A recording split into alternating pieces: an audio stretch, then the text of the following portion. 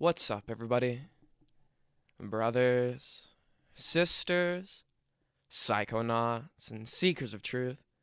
It is Ananka, and welcome to my bazaar. Today, I have a 2C-T-2 chirp report for you. The title of this chirp report is Unloading Some Old Baggage, and was submitted to Erowid in 2007 by the user Totem. With all that being said, let our story begin. My girlfriend Indica and I were invited to our friends to spend the day traveling and relaxing. It was a beautiful June day, and my expectations were high. Our friends are experienced sitters, and I have a decent experience with psychedelics, so I felt confident something significant would occur. Surely it did. I did some research into the chems available and decided 2C-T-2 seemed appropriate for my experience. I felt my surroundings and my sitters would be the backbone of this journey, and prepared myself mentally and physically. In time, both would be tested. T plus 0. Consumed 15 milligrams of 2C-T2 in water. After an hour, the typical feelings of an X trip is creeping on me. A slight sick feeling, restlessness. I decide to smoke some herb and relax as the chemical begins to take hold of its host. An hour and 45 minutes. Not much to say. The negative feelings have subsided. We decide to look at some photographs on a laptop. During this time, the images on the computer began to take on a personality all their own. Images of the beach came to life. Images of people began to move with colors sweeping over faces. An image of my 6-year-old son, with a simple close-up smile, began to take on emotions. I could see in his wonderful smile a face that was on the verge of tears. Back and forth his face changed. It began to test my psyche. The walls, which had a beautiful, textured pattern, began to move and crawl like a snake's scales. Whoa. Things were starting to get weird. After 2 hours, while my lady and friends continued to view the pictures, I felt a wave of emotion take hold of me. Almost instinctively, I slowly separated from the group to a bedroom to try and collect my mind and spend some time alone. The bedspread, the tiger print, was literally blowing like a sail on the bed. A carved image on some furniture began to exhibit movement and seemed real. 2.5 hours. At this time, I began to feel very uneasy about myself. I felt like nobody cared about me, especially feeling unliked by my friends and family. An extremely emotional time. My friend entered the room and asked if I was okay. I remember responding with a trembling lip and tears. I asked very timidly if my lady would come in. She peeked her head in. I asked with all the sincerity of an 8-year-old if she liked me. "Of course I do, baby," she responded, which brought some relief, but the waves of emotion were coming stronger and stronger. 3 hours and 15 minutes. The full power of the chemical had finally taken hold, and I remember this thankful feeling in my heart for such amazing friends, offering so much love and support. My thoughts began to focus on the loss of my mother to cancer. All my friends were huddled closely around on the bed, touching through hands and fingers, and I could feel the energy in the room swelling. Finally, a primitive wail began to escape my mouth, building in its intensity until I had no more air to exhale.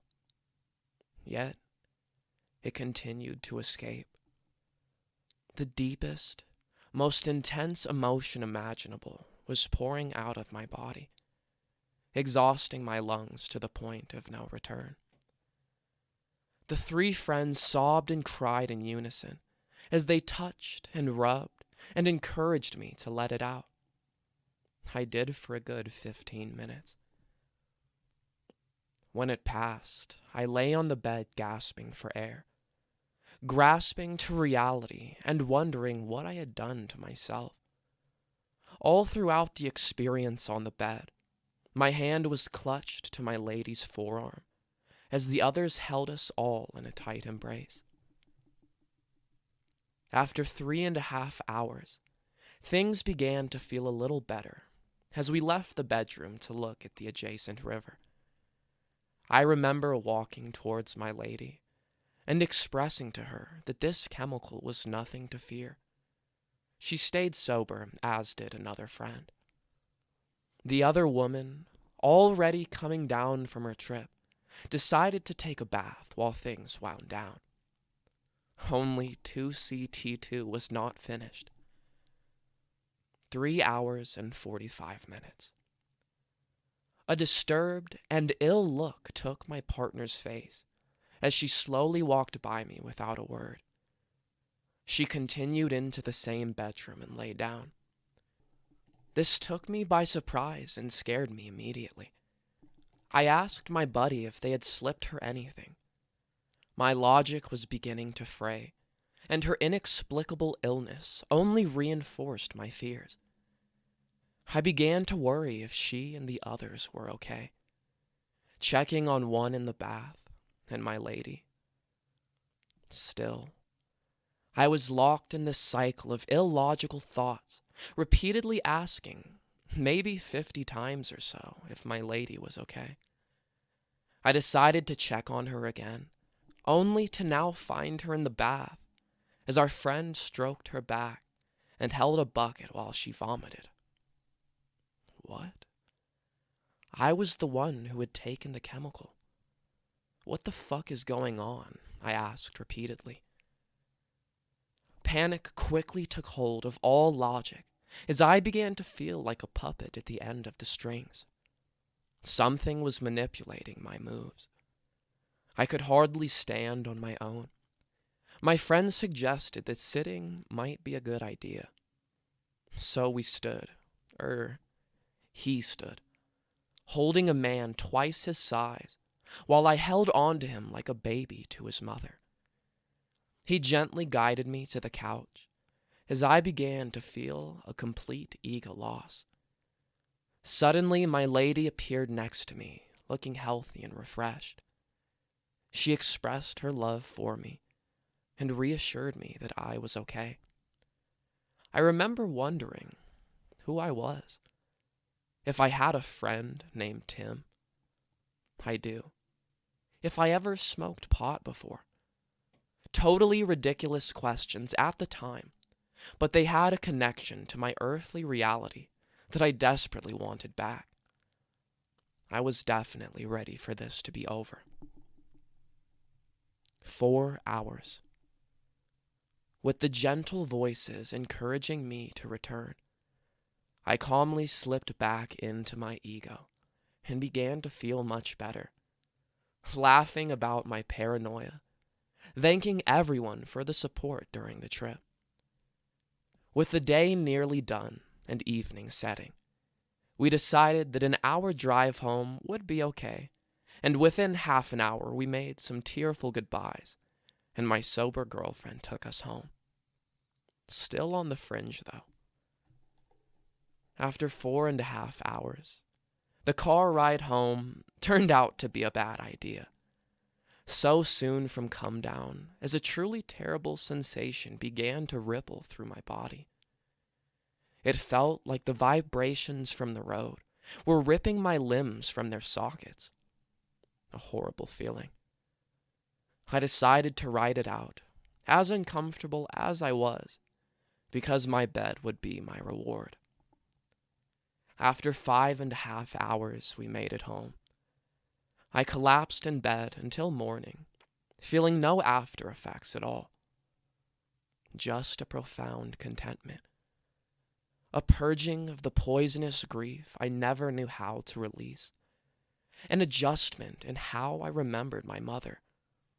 Not on her deathbed. Rather, a woman laughing, proud of her sons and healthy.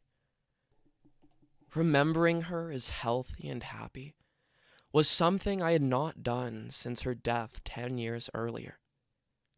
In regards to my lady vomiting during the trip, my take is this. I last vomited one morning in May 1987. I was 14. I believe she experienced what is known as a contact high. She literally vomited from my body, which had forgotten how. A connection between us so deep that she offered herself unknowingly to help me overcome these demons. A truly incredible, mind-altering, life-changing experience.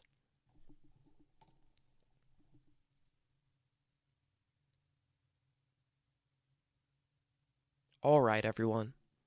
That is the end of our story. If you enjoyed it, don't forget to like, share, subscribe.